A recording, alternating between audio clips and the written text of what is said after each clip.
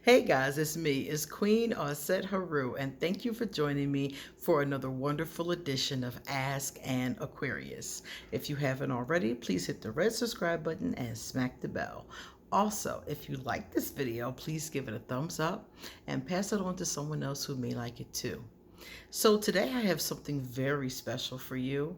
I was gifted this beautiful deck. It's called Wisdom of the Shadow. It is an oracle deck for self-discovery, soul work, and transformation. The reason why I wanted to review this deck is because right now in the community, one of the most common buzzwords you hear is shadow work. Everywhere you go, people are talking about the importance of shadow work, how to do shadow work, what is shadow work. You hear it constantly. And I'll just tell you real quick, shadow work is dealing with the part of you that is unseen, your shadow, the part of you that is not as polished, the part of you that you probably don't always reveal to the world, and sometimes is buried so deeply in the subconscious, unconscious, somewhere in there that you don't even know about it. And when you start to do shadow work, you start to see things about yourself that you may not have admitted to yourself. So a lot of people will ask, what deck is good for this? And of course, you can use any standard, I would say any standard tarot deck, really. And there's probably a bunch of oracles too. But this one stood out to me because it's in the title. So I wanted to see if this deck is as good as I hope it is with shadow work. So I'm going to do, I didn't open it. The plastic is still on it, as you can see. So I'm going to open it and I'm going to tell you my impressions and I'm going to do a flip through. Okay. So first, let's just take a look at the outside of the box. So you can see, look at that art, man. I like that. I like this already. I already know I'm going to like it. The question is just really how much do I like it? So if you want to read this, please take a screenshot. The artist is Jenny Han and the author is Jessica Ricchetti.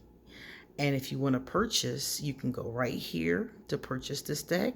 And I will also put that underneath this video. There's 44 cards in this deck. So we're going to find the opening right here. And we're going to take it out of this plastic. I love doing these without knowing anything about the deck. All I know is I saw this deck. Someone else had it. And I saw it and I was like, ooh. So I've only seen one or two of the cards. I wanted to give a nice, cold impression. Now, I'm going to open it. Okay, so it's easy to open. It's one of these, my favorite. This is my favorite box. Cracks open just like that. Bam. If you want to read the inside of it, here you are. And then there is the book. Oh, there's one of these little pull things like that too.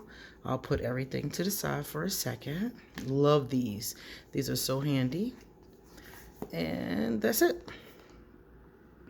That's it. So let's take a look at what we have. So we have a very hefty looking guidebook that we will use later on. Let me turn this part towards you in case you want to pause and read that too. So we got a nice hefty guidebook. And let's see. It is in black and white and gives us quite a bit of information about each card and even a ritual to use and questions to contemplate in case you want to journal with these. All right, so let's get to the piece of resistance.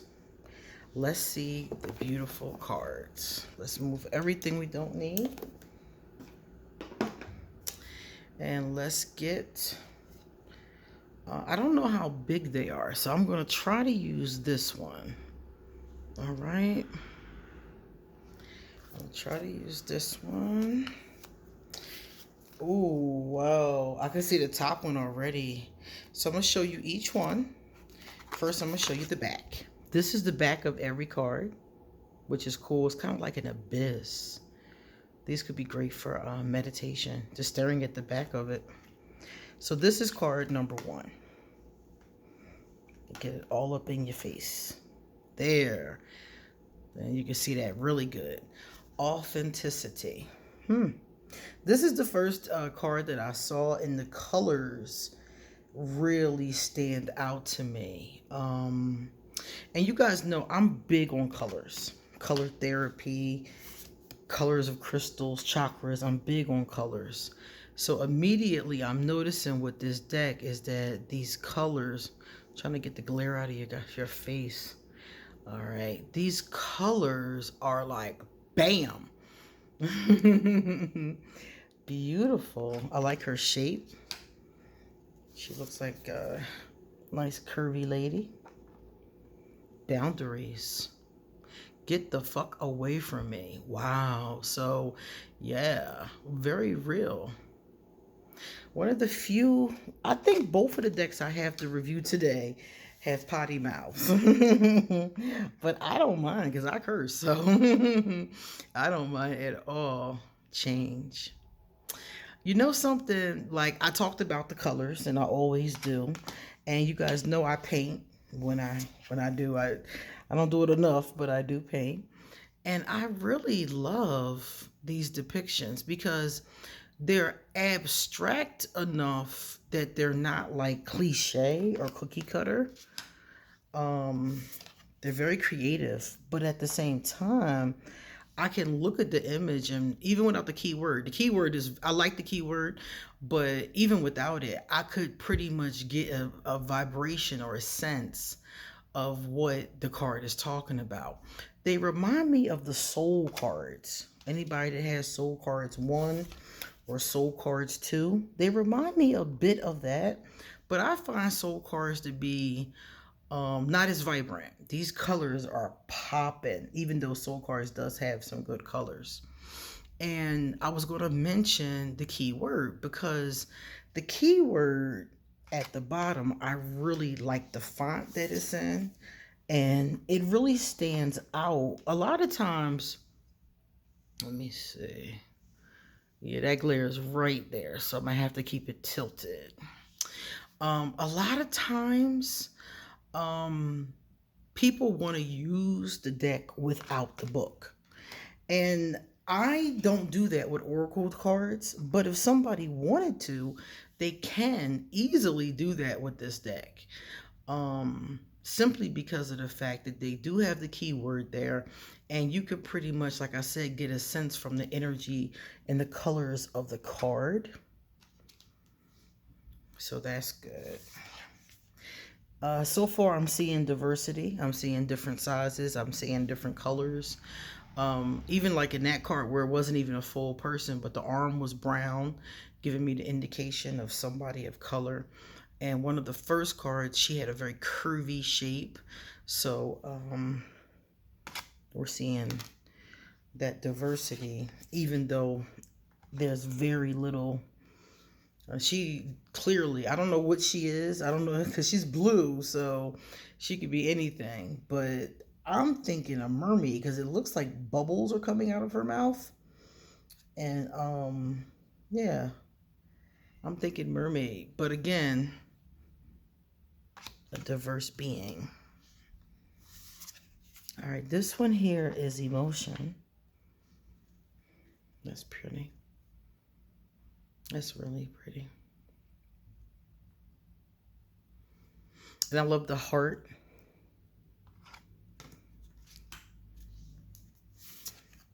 And you can see all kinds of images in them too. Emptiness. Yeah. That's what emptiness feels like you have a hole inside of you. And no matter what you do, you can't fill it. Great depiction. Yeah, great depiction. So like I said, as you're staring at it, you see the image that they painted. And then if you look, you see all kinds of other things in it too. Now this has words on it. So let me pull it a little closer so you can read the other words. Get that glare out of your face. Not good enough. We are loved.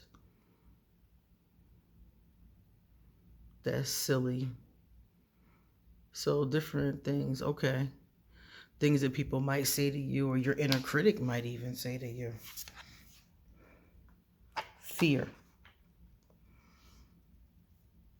I like the color usage for fear, because fear is usually dark. Is when whenever I'm afraid, I feel like I'm in a dark place. That's good. Frustration. Frustration. I like that it's got that red, because it makes me angry to be frustrated. I'm so irked. I'm like, ah. So yeah. I love it. I love the brush strokes. Oh, look at the frog. We got a little greedy frog, it looks like. I think it's a frog, but he's definitely a little greedy, a little selfish. Yeah, definitely. Wow. This is grief. Oh, love that. I love the flow of the tears. It reminds me of when I was younger, and there was a saying that my elders would say, cry me a river. And that person is literally crying a river. Identity. Love that. I love the mysterious little mask over her eyes. I love that. Inner child. So far, I do think these would be wonderful for shadow work, because the things that are coming up here are things that would be repressed, or repressed, suppressed. Maybe you might even know, but these are the kind of things I really do think go along with shadow work. And of course, integration.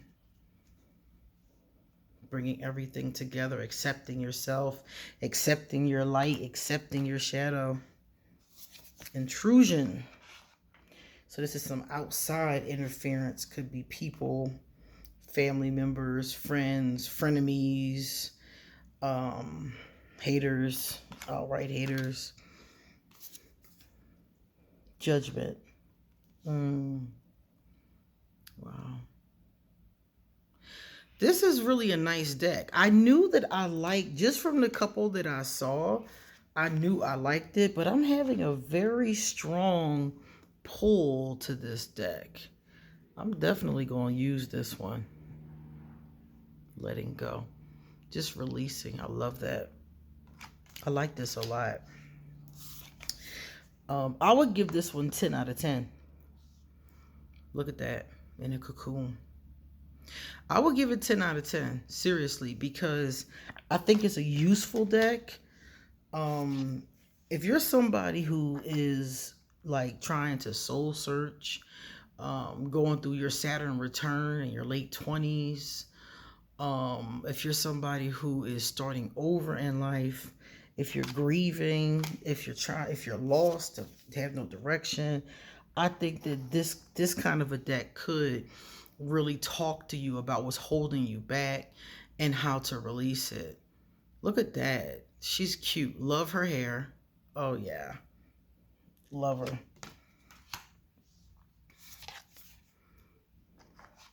And I feel like the colors really, there's so many vibrant, beautiful, bright colors, but there's so much dark there.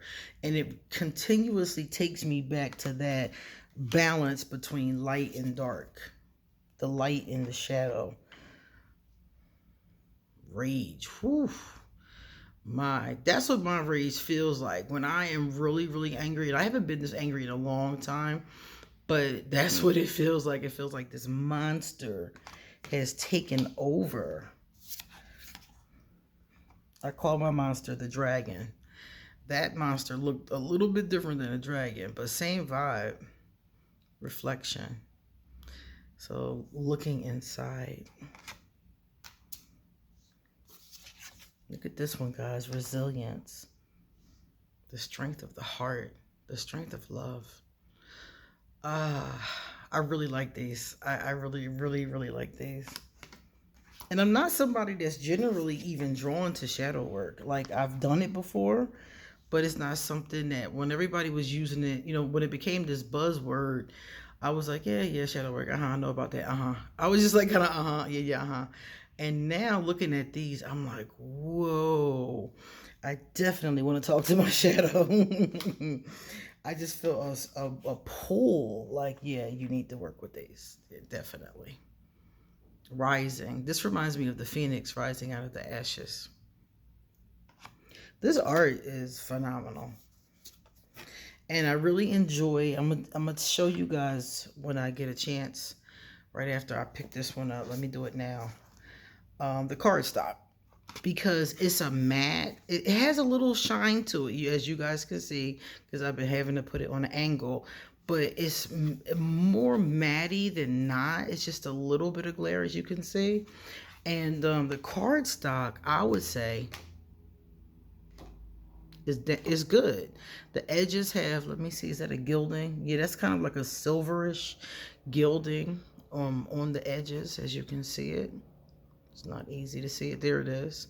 Little silverish gilding. And I like it. I like the size even, because like I can grab them.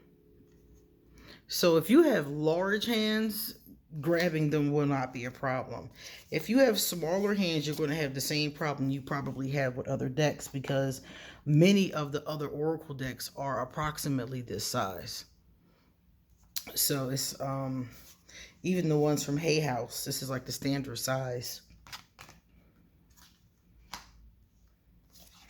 Look at that sensuality card. I love that. I love it. You know, that's the really the best thing about buying different decks, is getting other people's knowledge and their art. It's like owning little beautiful collections of art, you know. Using them, of course, is the best part. But the art and what you learn, like I have a feeling this is going to be a good teaching deck. Like I said, it being good for shadow work, you're going to learn. I'm going to learn. You're going to learn a lot about yourself and what's going on inside of you. Tenderness. And I like how, you know, the tenderness one really reminds me to be tender with myself. Like I really like the words and the images that were used here, because it's definitely triggering me to think about the concepts. Truth.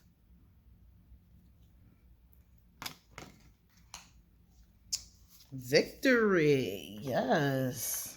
This person has claimed their victory. I love the stance.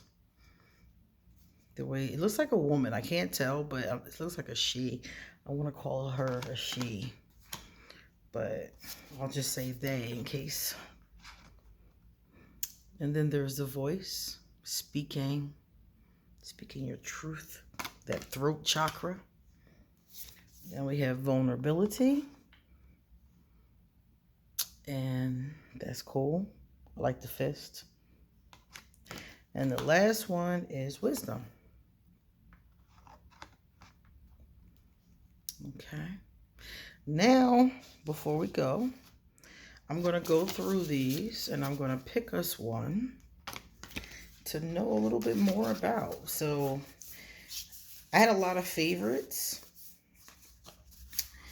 But